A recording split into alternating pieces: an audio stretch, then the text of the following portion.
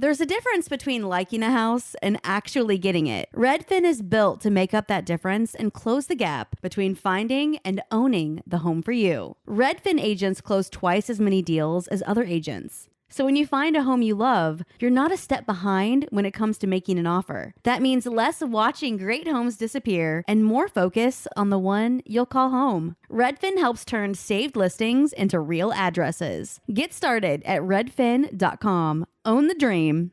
Oh yeah, look at my life. Hey now, yeah. Oh yeah, look at my life out here on the road.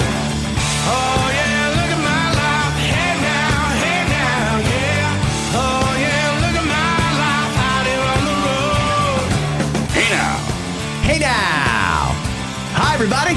Welcome to Scott Fox After 9. It is a Listener DMs Friday, and coming up on this episode, the great Anna Almeida is going to join me to read some listener DMs. How are you, Anna? I'm good. How are you? Happy Friday. To you as well. Before we get started, it is just breaking as we start to record. The February jobs numbers for Canada are out. Oh, I can see that look on your face. You saw the report, didn't you? Yeah, it's horrible. 84,000 jobs gone. How did they think our economy's okay? 84,000. And by the way, that's somewhat misleading because while it's 84,000 jobs gone, it's actually 108,000 full-time jobs gone, offset partially by some part-time jobs. Oh my gosh. 108,000 people lost their full-time job last month in Canada. That's disgusting. Isn't it crazy? It's crazy, overwhelming, and they can't keep ignoring these numbers. No, but you know what they're going to? Like the Prime Minister being out of the country, I feel like when they looked at the calendar and they thought, yikes, the jobs report for February, they knew it was going to be bad because some of the seasonal positions from Christmas, they come off the board, things like that. They must have known it was going to be bad, and they thought, get Carney out of the country again. Send him anywhere. He's over in Norway right now observing some naval exercises. Oh, is he? How nice. The people can't even afford groceries, and this guy's over in Norway. That's lovely. Just to observe. And I can't reconcile that. I mean, when the Prime Minister travels, it's a lot of money, like in hotels and restaurants and limos and all that sort of thing. You'd think if he was going to travel anywhere, he'd travel within Canada and spend that money here. Or try and get a deal done south of the border. But you know what? The jobs report, him being overseas, that's not even the biggest controversy. Something big broke last night. And before we get to the listener DMs, I want to play just a little bit of James Bazin. He is a Conservative member of Parliament. And he is calling out something that every Canadian should have known about, but nobody told us about. Listen to this. Canadian Armed Forces members were attacked on March the 1st in Kuwait during the very early hours of the first parts of the war in Iran. We are extremely, well, first and foremost, we're happy to know that everyone is safe. We've heard that at committee as well, that we were assured that everyone in the Canadian Armed Forces have been safe throughout the region. However, Prime Minister Carney has had multiple occasions and press availability to disclose this fact that Canadian Armed Forces bases in Kuwait were attacked on March the 1st. We also are very concerned that this has been an ongoing lack of transparency, and it's part of the ongoing flip-flops of Mark Carney and the Liberals on their position on the war in Iran. Well, now you understand the flip-flop. Oh, man. For anyone who couldn't understand what was going on there, the Canadian forces got attacked by the Iranian regime. They fired missiles at Canadian soldiers, and nobody disclosed that to the Canadian people. It was a press report that leaked out, and that's the only reason we know that our women and men in the Canadian Armed Forces were under attack. Nobody told the Canadian people. Can I just say disgusting? That's somebody's brother, father, friend, whatever. That's somebody's family out there just doing what they felt was the honorable thing to do. And to have that happen and nobody recognize that is just put such a bad taste in my mouth. Well, Carney did finally get asked about that yesterday when he was doing an appearance in Yellowknife. Imagine going Ottawa to Yellowknife and then Yellowknife to Norway. What a weird trip. But anyway, here's what the Prime Minister had to say about that. If you can confirm in English if this attack happened, and why you didn't inform Canadian before? Well, I mean, I'm not the only spokesperson for the government, but I'll just confirm You're the Prime that Minister. Canadian forces are, the members of the Canadian forces are all safe and sound. I reinforce, as I said in French, what you know, which is that we are not engaged in these actions of the U.S. and Israel. We're not engaged in offensive actions, and we will not be engaged in those actions. Yeah, but that's not what the question is. Something happened. We should have known. That's our people, and why? Those SOBs, they attacked our forces. Yeah. You know, when I hear that, maybe this is where my patriotism is going to come back from. I want a forceful response from our government and from our military, and not necessarily in that order. The minute they attacked Canadian soldiers, they brought us into this, and I damn well expect a response. I certainly expect to have us be informed that our soldiers were attacked. Yeah, why would you try to cover that up? It's honestly, I thought I was listening to Trudeau there with the ums, the ahs, and honestly, Careful, Anna, you're turning into a conservative. Oh, I know, but it's just like, give me a break. That's our people. And no, I don't believe in war, but at the end of the day, if somebody's attacking us, like, what are we going to do next? We can't turn a blind eye. We got to know. And the people, we have a right to know what's going on with our service members who are putting their life on the line, who didn't ask to be targeted, but were. And for us not to know, I just think that's just very poor taste. If I'm being honest, here's the way it seems. Okay. And obviously, I'm not in Carney's head, but this is the way it seems. Left-wing governments want to oppose this action in Iran for whatever reason, and they're throwing up any obstruction they can think of. Well, it didn't go through the UN. Well, there's no clearly defined outcome. You're saying it's not about regime change. It's obviously about regime change. Obviously. Does he have to say it? I don't know if he needs to say it or not, but it was obviously about getting rid of the Iranian regime. They were working on nuclear weapons, and one of the ways to get rid of those nuclear weapons and their nuclear capability is get rid of the people that are hell-bent on creating the nuclear weapons. The regime had to go. That's why the U.S. is doing this. They're not saying regime change, but that's obviously what it is. Left-leaning governments are trying to find any little detail they can to try and oppose this, because it's Donald Trump, or because they have some sort of a weird alliance to Iran, or is it because Iran is aligned with China? That's what I want to understand. And frankly, when our armed forces get attacked, now you've made it personal. Now we have an obligation to defend our troops, or for them to defend themselves. I have no problem with them taking a defensive posture there. And if that means we've got to take out whatever site attacked us, then damn well do it. And they're lucky they're okay. It could have been a completely different story. And for him to say, well, I'm not the only person who can comment on this. You're the Prime Minister. You are the main person. You are our head of, You take it easy with your right-wing views here. I'm kidding. You're right. That's a very centrist thing. It's just, oh my gosh, it just kills me, man. Kills me. One last thing. I know that you are probably not all that interested in the politics of the city of Toronto, but they, like every other municipality in Ontario, are going to have a municipal election in October. One of the people who's running for mayor is Brad Bradford. I've heard of him. Brad took a principled stance yesterday because tomorrow is, I think you say Al-Quds Day. Tomorrow is Al-Quds Day. It's an annual rally that gets held, and I don't know a whole lot about it, but Brad here is very angry that we're going to allow it to continue in Toronto. Listen to a little bit of Brad Bradford before we get to the DMs. Over the past week, we've had 3 synagogues in the city of Toronto shot up. We've had the U.S. consulate on University Avenue shot up. In light of what's unfolding just south of the border in Michigan right now, where a synagogue has come under attack, and similar circumstances unfolding right now in Norway, I'm calling on the city of Toronto to file an injunction to stop Al-Quds Day planned for this weekend. Al-Quds Day is the product of the Ayatollah in Iran. It has been an event that unfortunately has been associated with hate and potentially violence for many years, and we just cannot afford that in the city of Toronto right now. Safety of our residents, all our residents, is paramount, and it's time we take urgent action to protect everybody. Now, in fairness, the city of Toronto is not going to oppose this, even though there are calls for them to do it. They're just not going to be opposed to it. Why should the average person care about this? Well, let me play for you just a little bit of the Toronto Police news conference on Al-Quds Day. It should also be noted that there will be restricted airspace above and around the United States consulate this weekend, I think for obvious reasons.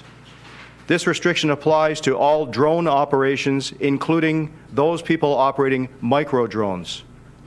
We are asking everyone who plans to attend, whether they are participating in the event or protesting it, to do so lawfully and respectfully. That's all I'm going to play from that. I appreciate that, yeah. If this is so damn serious that they're restricting airspace around the U.S. Embassy, then I am really worried about what's going to happen downtown Toronto this weekend. Well, just the tone in his voice says it all. Yeah. The concern and just the plea already, please do not turn this into a violent situation, whether you're pro or foe or whatever. I will not be caught dead anywhere around Toronto this weekend.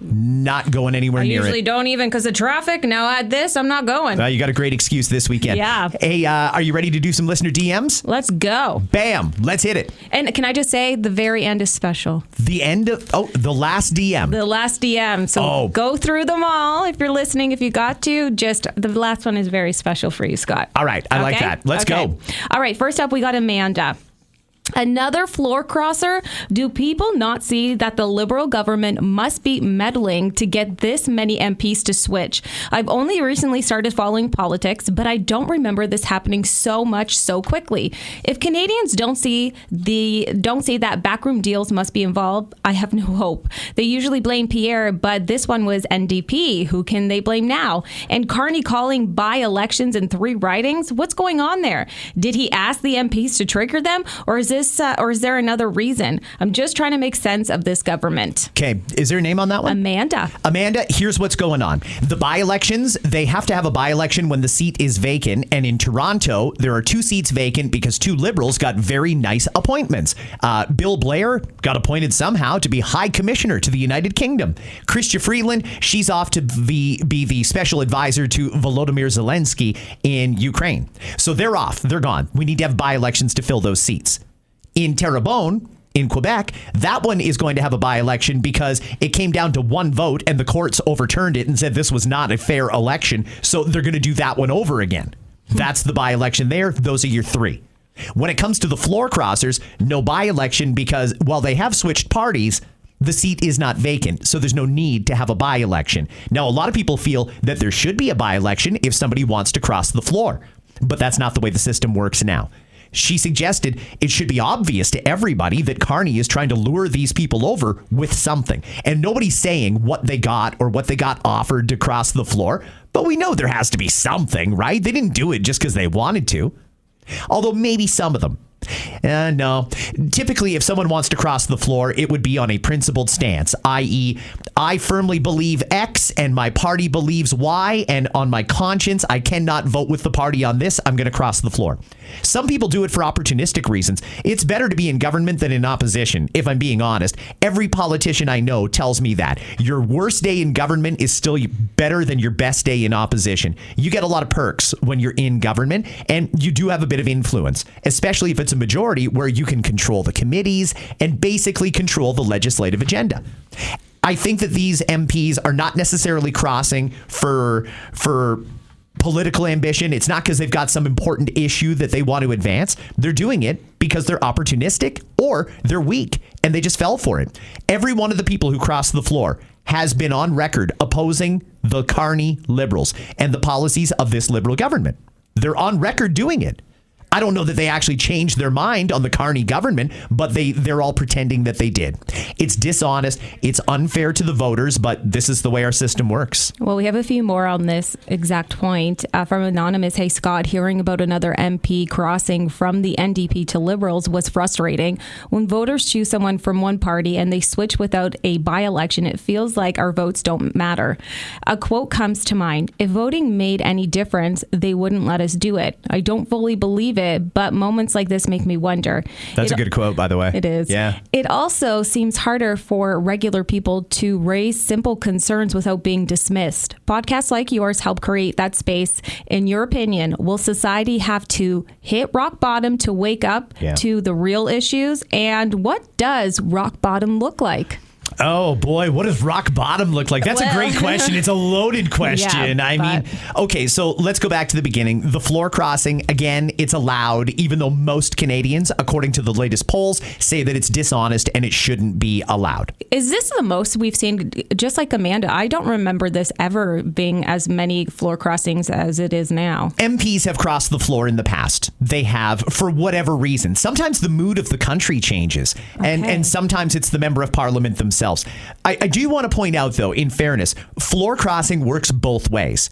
It's entirely possible that as the Liberals continue to fracture, and you're not seeing that on the news, anytime there's the slightest bit of dissension in the Conservative ranks, it is mainstream news for days in this country.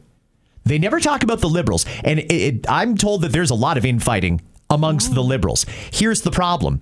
The Liberals, many of them were elected under Trudeau, who was far more progressive than Mark Carney. Some of them hold what some might consider radical views. They like radical agendas. They want things like open borders. They want, you can probably imagine some of those progressive policies. If the Carney government tries to occupy the center for much longer, you may very well see some Liberals who don't agree with Mark Carney's, the way he's running the country, cross to the NDP. They may also become independents rather than cross the floor. They just won't sit with the government or necessarily vote with the government. There's a lot of different ways that the entire electoral landscape can change. I also want to point out that as Carney gets closer and closer to having a majority through floor crossing, it actually gives his backbench, the ones that sit there but never say anything, the ones that aren't in cabinet, those are called backbenchers. It gives them a lot of influence because, Carney can think, I've got the numbers, I've got the votes. But then he's got to negotiate with some of the radicals in his own party to get legislation passed. And they can kind of hold him over a barrel and say, hey, you've got a majority, but you've only got a majority because of the backbench. And if you don't do X or Y, I'm going to sit as an independent, or I'm not going to vote with you, or I'll skip the vote. And then we're right back down into minority territory.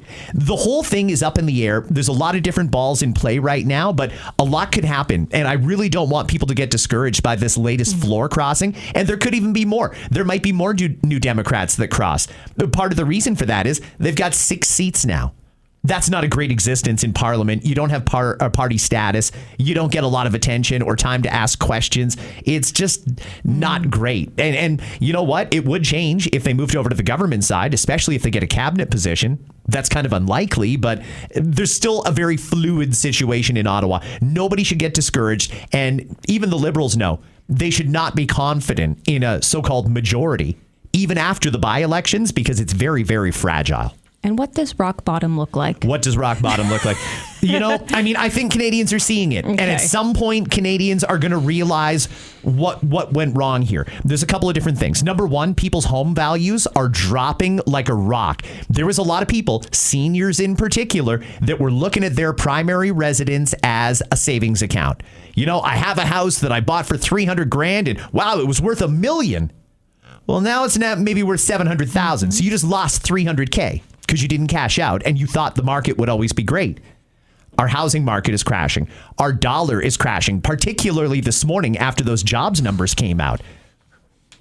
Jobs numbers are just abysmal. We lost 108,000 full-time jobs last month.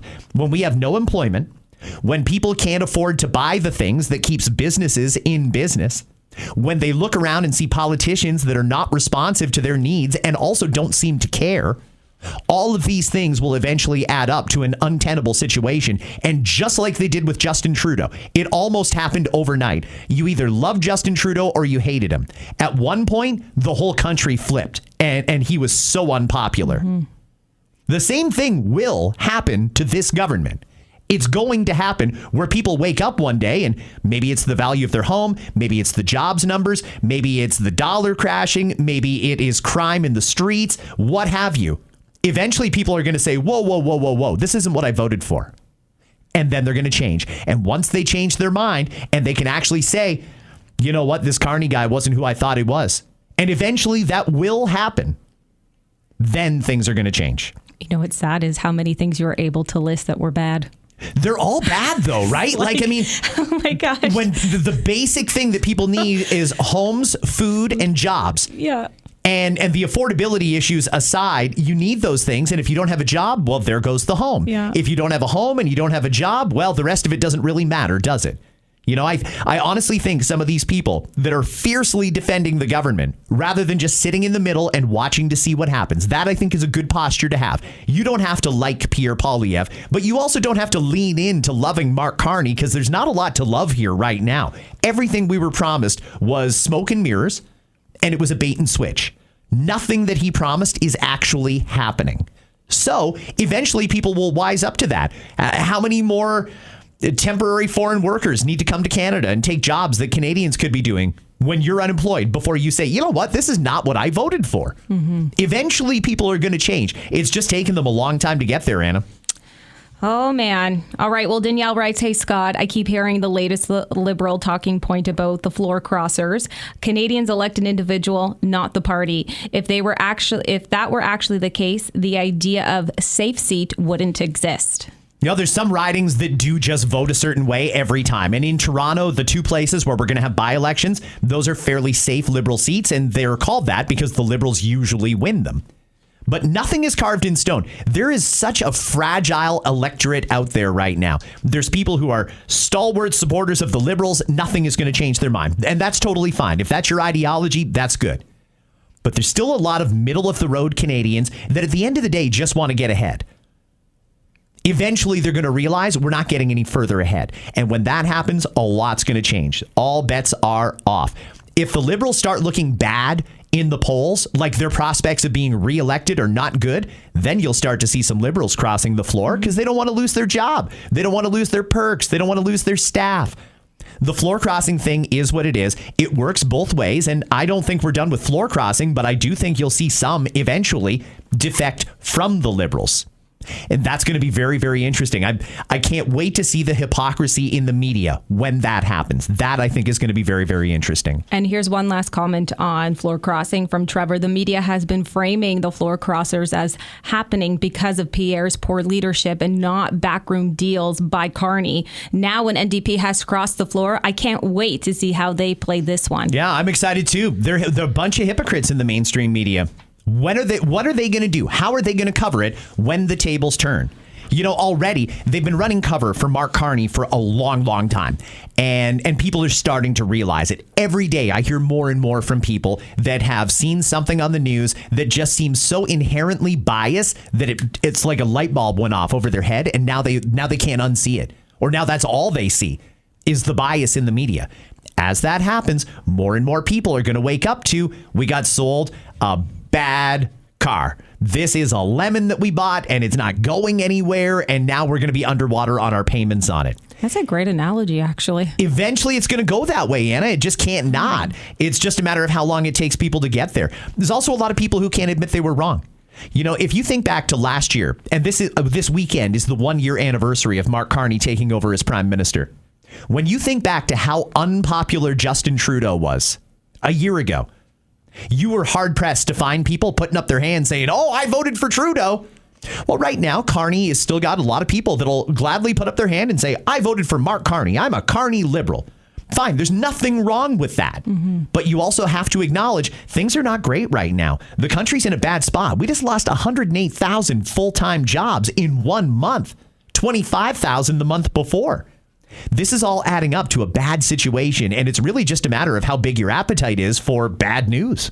I mean, there's not a lot of good news coming these days. Sad to say, I don't want to be a downer on this, but it's just reality.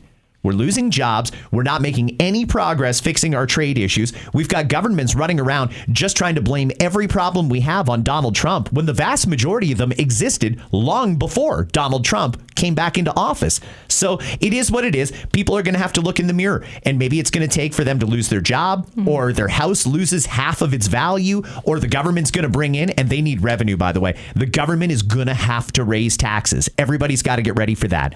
It's either going to be a home equity tax, which they've been trying to do since they got elected 10 years ago. Tax the value of your primary residence. That's what they want to do. They swear they're not doing it, but it's coming.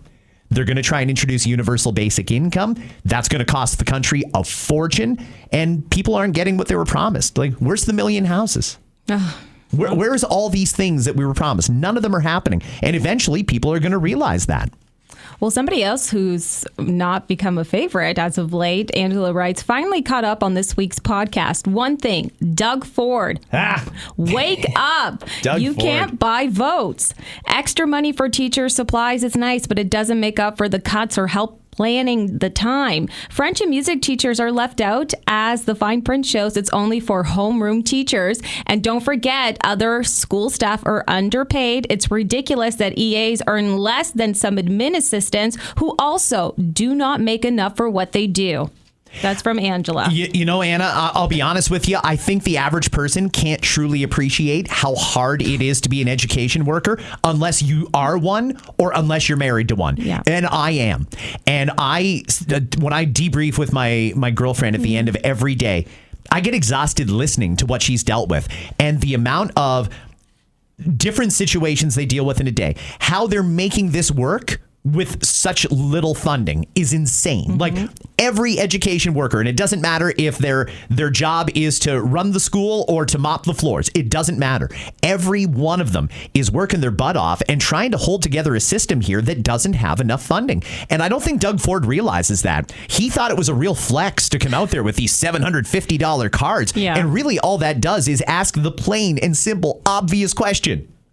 If schools are properly funded, then why do they need the cards? That's a perfectly reasonable question to ask, and nobody has offered a good answer for that. We're also 8 years into Doug Ford as premier, and now he's decided teachers shouldn't have to go into their pocket. What do you think they've been doing for 8 years? They deserve so much praise and credit for what they've done to the education system to keep it working as well as it is. And there's a lot of room for improvement. Don't get me wrong. But this government just doesn't seem to get it. As far as Doug Ford himself is concerned, I mean, show me a politician that has lost his way. It's Doug Ford. You know, he has totally turned his back on the people who put him in office. When he's attacking middle class families, the so-called 905ers, when he's going after them and accusing them of wasting taxpayer money, and I'm talking about the OSAP cuts in particular, like that's just infuriating for so many people. And they don't get it. The best thing Doug Ford could do right now is stop talking, start listening, and get your ass to work. Because people are sick and tired of seeing a legislature that sits a fraction of the time that other government assemblies sit. They want to see a lot more work being done at Queen's Park, and they want stuff that actually reflects what's accurate on the ground. And I've said it a million times. We all know in our families there's needs and wants. And you might want to take a vacation, but you need to put a new roof on the house. So the roof is going to take priority over that vacation. But Doug's not spending his own money. He's spending our money, and he's being reckless with it. You know, I know Doug takes a lot of criticism for his comments on the airport and the convention center and Ontario Place. And I was somewhat defensive of him on a lot of those issues because I do think that there is some merit to what he's saying. But when you look at the amount of money he's wasting, that I think is where everybody should be focused. We've got a budget coming out in 2 weeks. And by the way, it's not too late, Doug, to backtrack on these OSAP cuts. Push them back to 2030. Yeah. 2030 is the right number. Anybody going into 9th grade right now should know that by the time you graduate high school, the OSAP rate is going from 85 to 25. I agree with you. That would be perfectly reasonable. Springing this on people with no notice and then chastising them for wasting taxpayer money. This guy's a lunatic. And he doesn't understand that the more he talks, the more angry people get. He's got to stop talking for a while, start listening to people who actually understand what's going on. He should talk to principals. He should talk to, I know he doesn't like the trustees. Okay, well then talk to the superintendents. They're going to tell you where the needs are. Talk to homeroom teachers. You know what? Talk to substitute teachers. Yeah. There's a lot of waste in the system here, a ton. We could make this more efficient, maybe even with the same amount of money. But he's focused on all the wrong things, and he wants the photo op, right? He's never seen a camera he didn't want to smile for. These $750 cards is not the flex he thinks it is. No, and you're right. Teachers work so hard. I have so many teacher friends in my circle, and they don't get enough praise. And can I put a bet on Doug that he won't shut up so I can make some extra money? That would be nice. Listen, when it comes to Doug Ford, what's got to happen is he's got to start thinking about what comes next. It would be very, very difficult for him to to get elected for a fourth time with a majority government. With that in mind, seeing how bad the polling is, and I'm told that his internal polling confirms it's not good right now. He needs to start thinking about a secession plan. Doug should be thinking about which date he's going to step down, and somebody will take over as interim premier. I'm going to suggest the finance minister, Peter Bethenfalvey. That's usually a safe choice for interim premier while they have a leadership race to figure out who the next premier is going to be, the person who's going to take them into that election looking for a fourth mandate. It's got to be Stephen Lecce. He's the only one. When you look at all the things that aren't working with the Ontario government, there's one thing that is Stephen Lecce's portfolio on energy. Nothing but great news coming out of him. Mr. Nuclear there is doing a hell of a job. Let him run the province, because you know what? He's going to be far less polarizing than Doug. Everyone in the Ontario PC party needs to start figuring out when Doug's going to go and how it's going to happen. And hopefully he can go out on a high note and try and save some of his legacy. But he's just pissing everyone off right now because he keeps talking and about all the things that people don't want to hear about. Here, honestly. Support for the show comes from Public, the investing platform for those who take it seriously. On Public, you can build a multi-asset portfolio of stocks, bonds, options, crypto, and now generated assets, which allow you to turn any idea into an investable index with AI. It all starts with your prompt. From renewable energy companies with high free cash flow to semiconductor suppliers growing revenue over 20% year over year, you can literally type any prompt and put the AI to work. It screens thousands of stocks, builds a one-of-a-kind index, and lets you backtest it against the S&P 500. Then you can invest in a few clicks. Generated assets are like ETFs with infinite possibilities, completely customizable and based on your thesis, not someone else's. Go to public.com/podcast and earn an uncapped 1% bonus when you transfer your portfolio. That's public.com/podcast. Paid for by Public Investing. Brokerage services by Open to the Public Investing Inc. Member FINRA and SIPC. Advisory services by Public Advisors LLC, SEC registered advisor. Generated assets is an interactive analysis tool. Output is for informational purposes only and is not an investment recommendation or advice. Complete disclosures available at public.com/disclosures. This next one is from Anonymous as well. Hey, Scott, I think it's important to highlight the Senate's role in the bill passing process. I think a lot of people are not informed in the Senate process and what an individual can do to voice their concerns with the senators. Maybe you can explain the Senate process to listeners.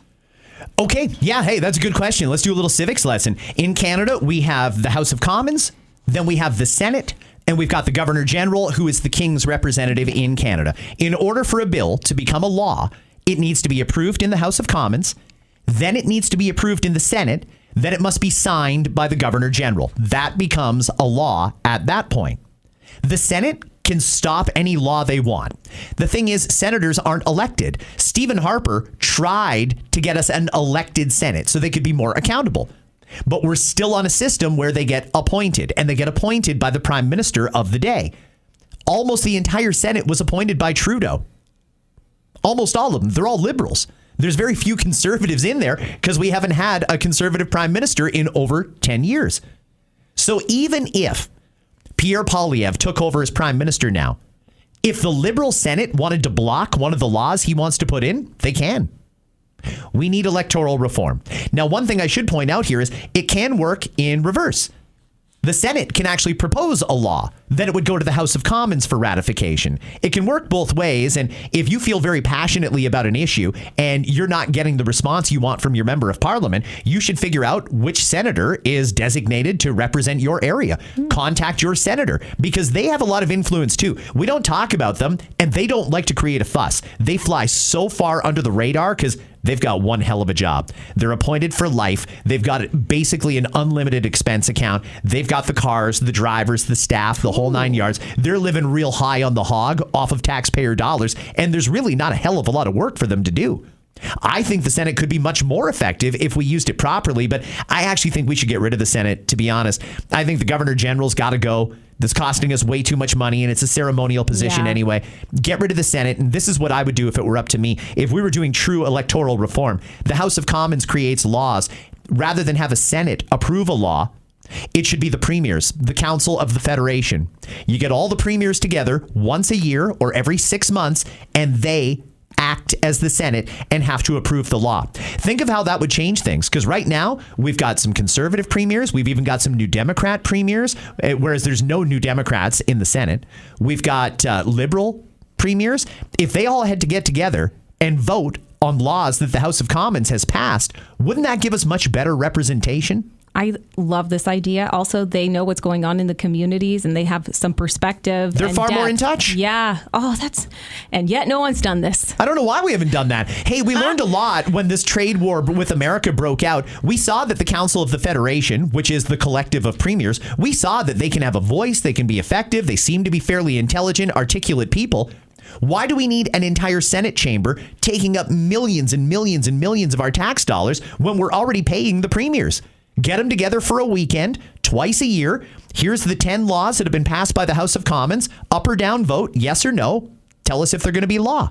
And let them be the senators. Oh my gosh, this is a great idea. Just a thought. No, but it's a great idea. How can we pass that? Elect me. You need to elect me for common sense solutions. Well, there you go. Okay, so John writes, hey, Scott, I appreciate your thoughts when you have them. Perfect timing. And you praise the government for capping NSF fees, which I found interesting. While I agree with the changes needed and will help people, my first reaction was the government is stepping in to limit what banks charge rather than addressing the policies that have made life more expensive in the first place. In some ways, it feels like they're fixing a symptom and getting credit for it. Would love to get your take on the above. Hey, that's a great topic. The government did change the NSF policies. This just kicked in yesterday. For anybody who missed that pod when I explained it, here's the changes in a nutshell.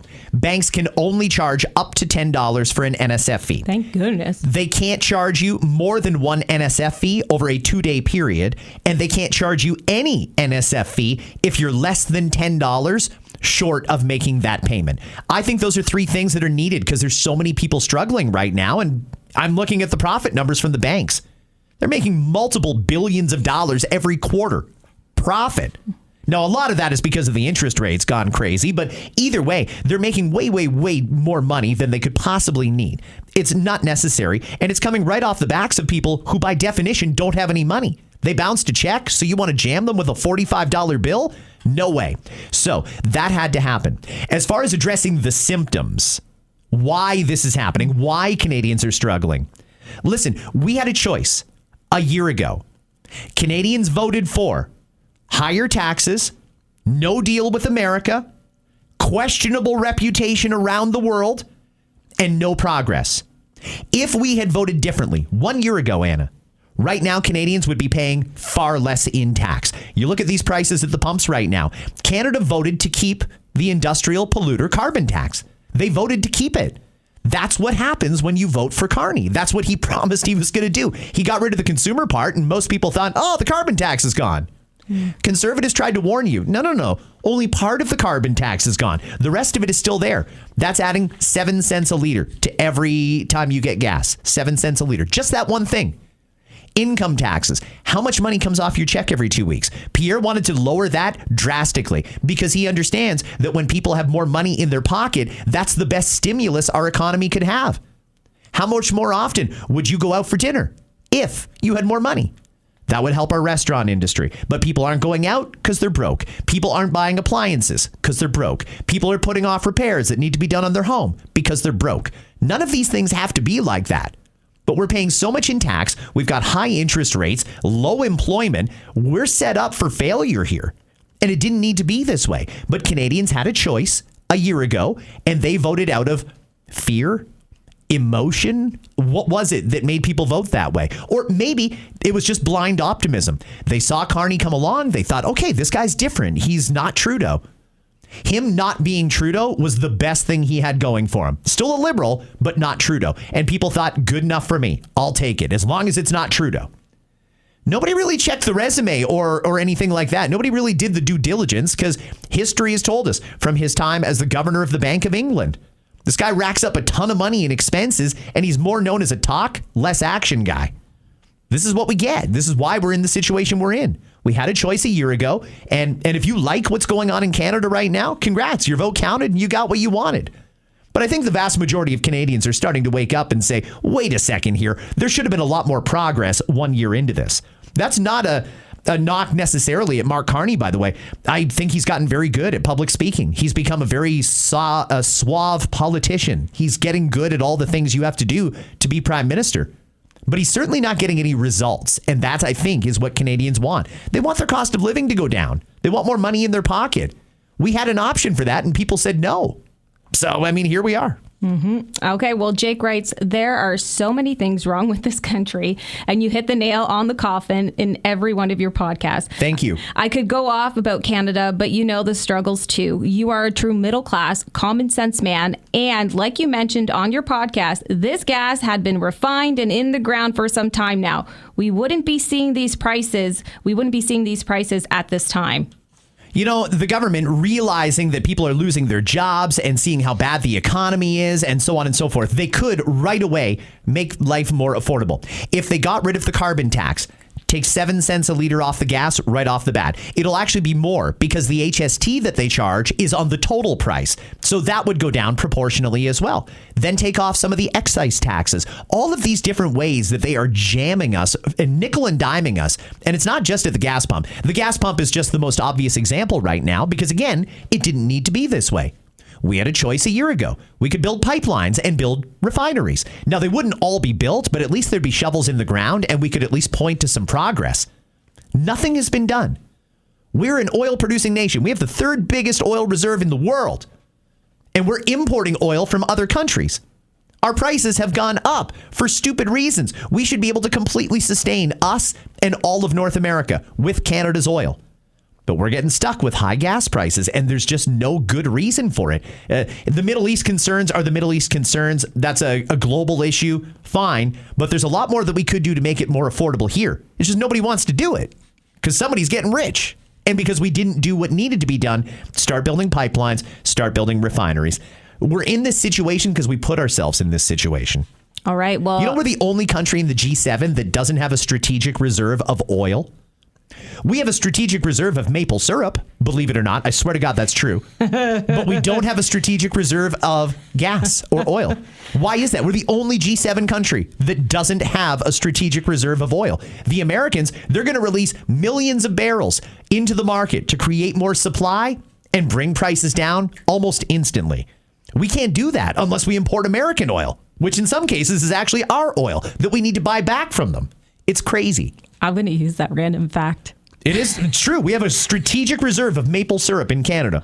Not one for oil, though. Oh, my gosh. All right. Well, this is from someone else who wants to be anonymous, but they write, what can we do as regular people to help make a real change? My children's future is looking so bleak in this country. I want to leave Canada, my home. It makes me want to go. It makes me want to cry thinking about where things are going. I'm scared for their future, Scott.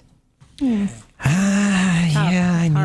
I'm worried about the kids too, you know, because nobody cares. You can see it with people like Doug Ford taunting students about wasting taxpayer money and then completely slamming them with these OSAP cuts. People don't care. Youth unemployment is shocking right now. I think it's like 17% for 15 to 24-year-olds. This isn't good, everybody. Nobody is thinking about the next generation. Everybody's just being selfish, thinking about themselves right now. Kids want to be able to buy homes. They want to be able to get jobs. They want to get a good education and set up the same life and have the same opportunities that all of us had. And everything in this country is getting in their way from doing that. I don't understand why nobody cares about the kids. But frankly, if you're thinking about leaving Canada, God, that's sad to hear, but you're not the only one. A lot of people are. I tell you the story every time I get the opportunity. My son left, and he is thriving in America. He's got a great job down there, lots of job security. He's making good money. He lives in a major city with an affordable condo that he pays $1,000 a month for. Okay. You know, like, it's just not even close. Like, the quality of life, the opportunities for young people down there are far greater than they are here. And it's sad to say that, but it's true. Everybody's got to acknowledge that. Yeah. Oof. All right. Well, Mike writes, hey, Scott, when you talked about government spending on lavish meals, it reminded me of my time working at the Delta Hotel in Waterloo. The Delta? I haven't heard that name in a while. Me too. Mike went on to say their restaurant, Proof Lounge, was very popular and the food was amazing. When Trudeau was running for office, he came in with 10 people for a private meal. He knew how to enjoy a good meal and was very generous with the servers. Everyone got $60 in tips paid with cash. One server even said he was a real flirt. And just wanted to share this with you. Keep up the amazing podcast. I really enjoy the show. I love those behind the scenes stories about politicians because, as much as I will call them out for their professional activities, which I find very unprofessional in a lot of cases, they're regular people. And you know what? Yeah, Trudeau goes out for dinner. I like to know that he's not cheap and he leaves a good tip.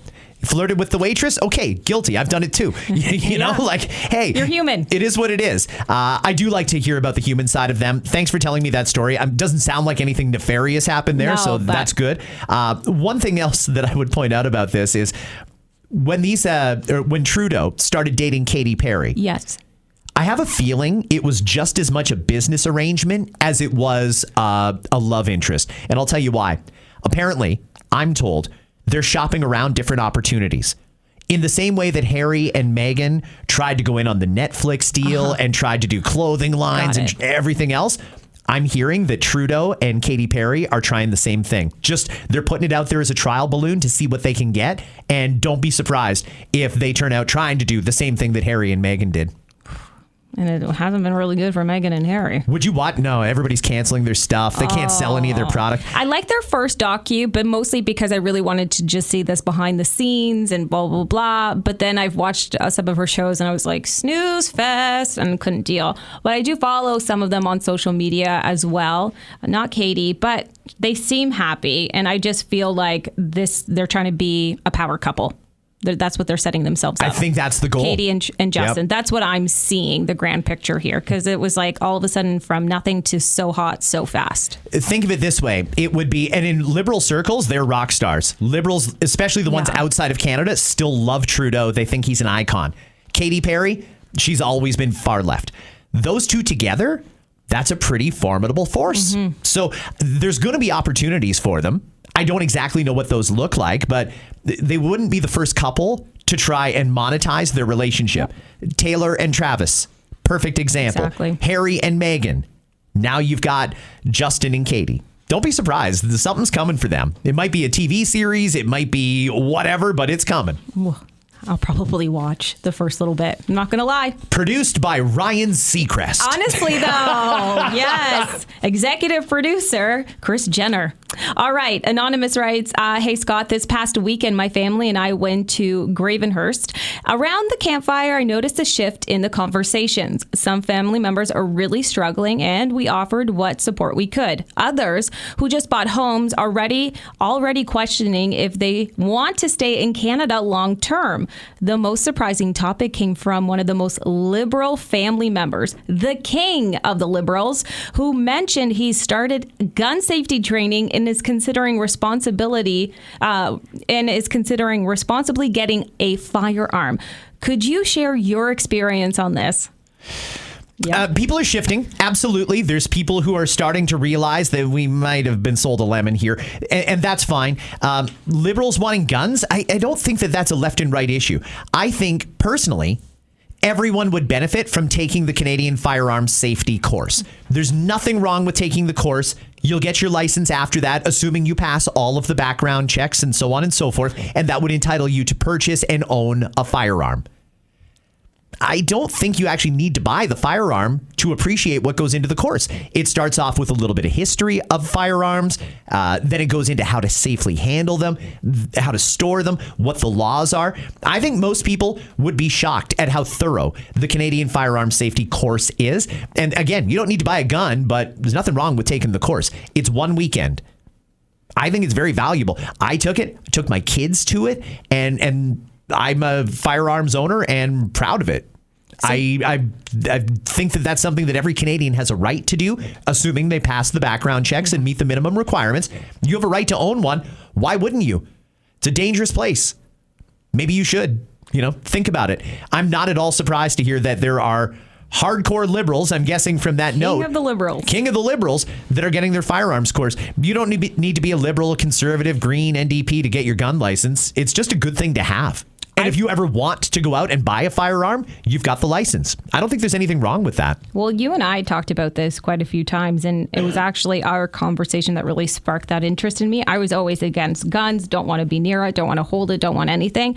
And with everything happening in the world over the last while, I thought to myself, I think it's best I take this course, learn how to properly handle a gun. If I'm ever in a scary situation or not, or just in the presence of one, know what I'm looking at, how to properly use it, how to store it, how to do all of that. I think that I would just be better for having that knowledge under my belt. Yeah.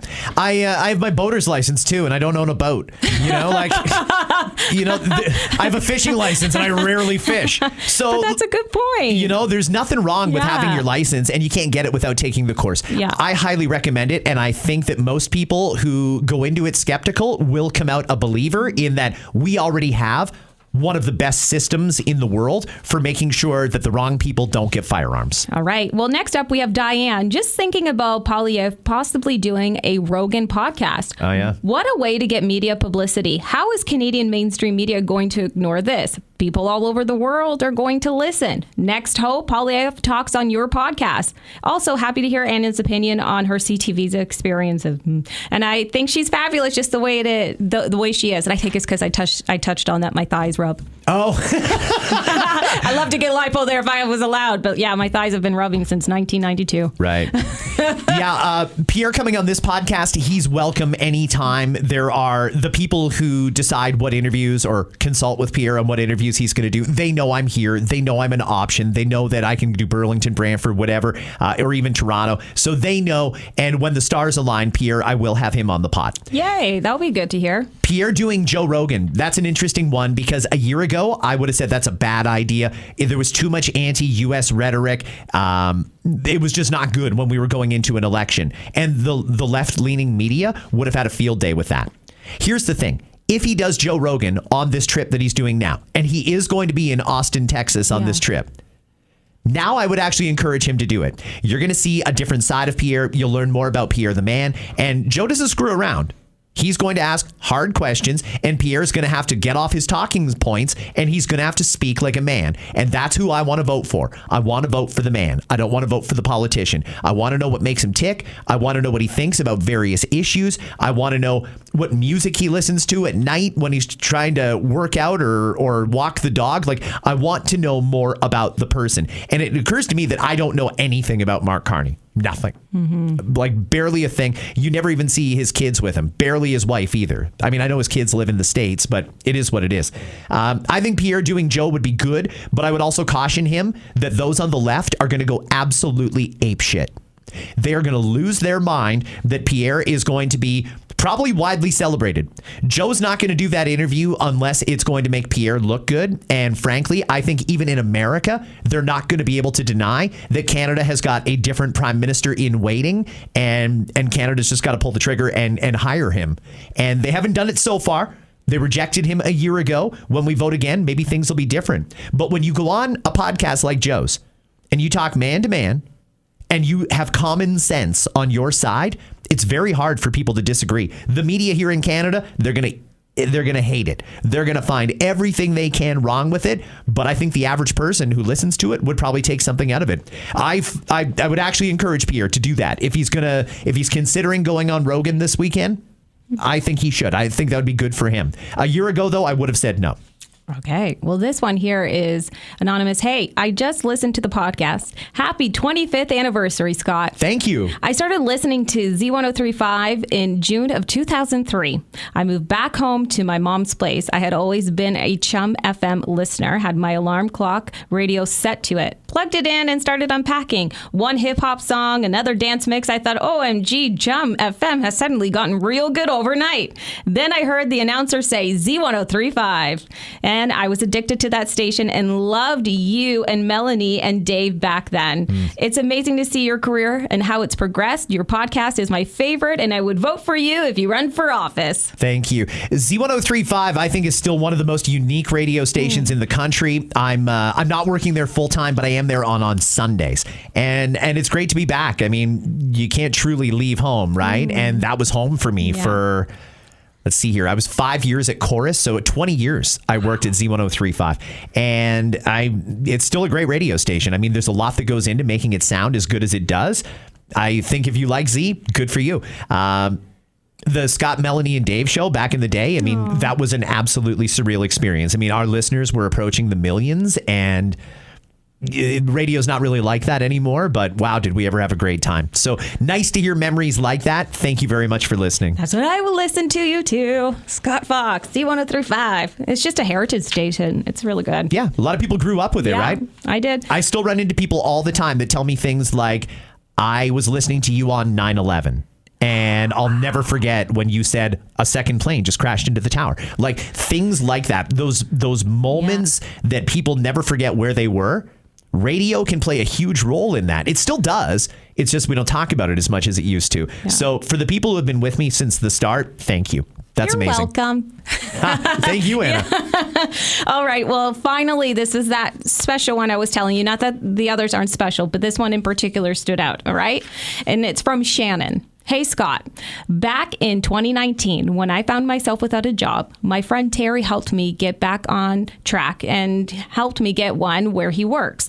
So we started carpooling together. That's when I began listening to your podcast every day for the past 6.5 years. Your podcast actually brings us together in conversation every day. A few times you've shared our stories on the show, and it always makes us smile hearing our listener DMs mentioned. I had a small favor to ask you. What better way to tell my best buddy Terry that my husband Bryce and I are expecting our first child? Oh, congratulations. But not just our first child. Twins. No way. Twins. Wow. Then to have you share the news in a listener DM on the podcast. Oh, so we're making this announcement too. Yeah. So they're driving in the car listening to this pod, and he's learning now that she is pregnant with twins. So Shannon wants you to know that she and her husband are expecting twins. Congratulations. And if it wasn't for Terry, Shannon says, I would have never found your podcast. Thanks for everything you do. We need more people with your common sense helping shape the future for young Canadians. P.S. Anna's a great addition. Oh, thank you. I love hearing her on the podcast. So congratulations. So happy that we could make that announcement for you, and that Scott's podcast meant so much that you wanted it to be the place where you would tell your good buddy Bryce that you were expecting twins. That's incredible. See, you Shannon, matter. Congratulations to you and Bryce. And I guess Terry's going to have to find somebody to ride around with for a year.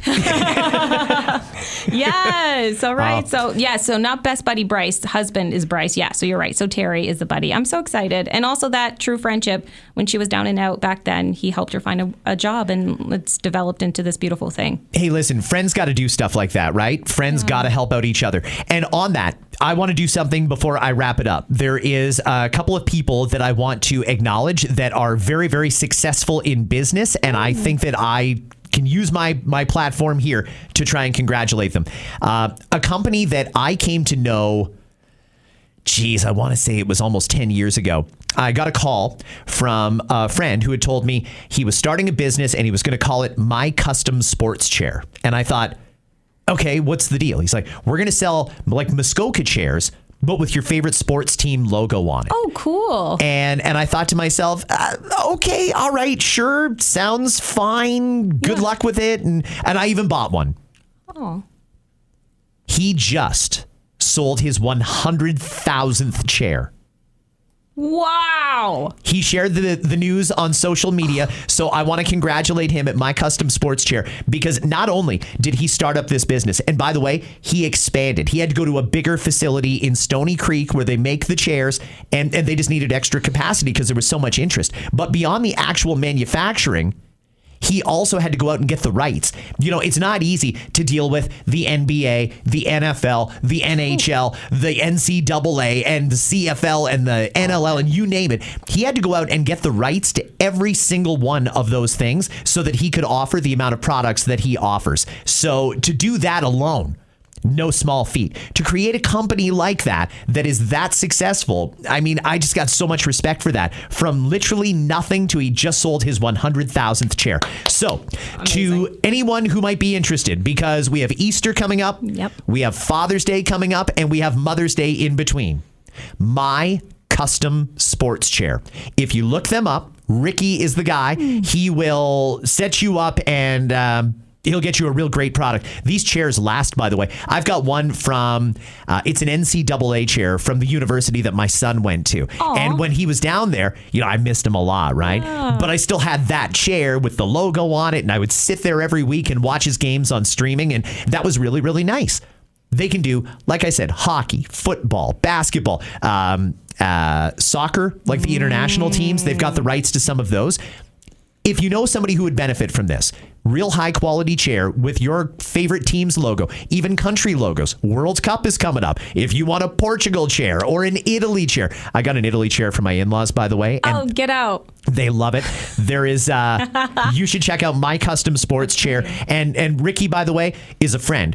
I'm not getting anything for this. Just so everybody knows, this isn't like a quid pro quo. I just want to help him out and get him to 200,000 shares as quickly as possible. But also support local. So there you go. They make them in Stony Creek, right? I mean, heart of Ontario, great manufacturer. Yeah. If you are interested in that, then by all means, check out My Custom Sports Chair. Now, I've also got another listener who I don't know if she just moved her business or just founded her business, but it's a laser company. It's called Bloom and Beam. And Anya listens all the time to this podcast, and she's had some really good things. She's made me think twice about a couple of issues. I really appreciate the back and forth with my listeners. And when I've got one that's either starting or expanding a business, I'm not 100% clear on what it is, but Bloom and Beam is in Cambridge, and they do tattoo removal, carbon facials, pigmentation, skin rejuvenation, hair removal, and more.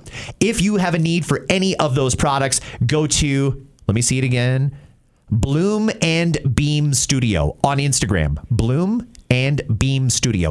Follow them or just Google them. Again, they're in Cambridge and they do a real great job. Nearest I can tell. It looks good on their Instagram anyway. Well, I like a good facial. I like looking I know pristine. You do. I like looking pristine. I thought of you. Well, I mean, come on. I don't wake up looking like this. Before we go, we had a great chat yesterday about the Oscars.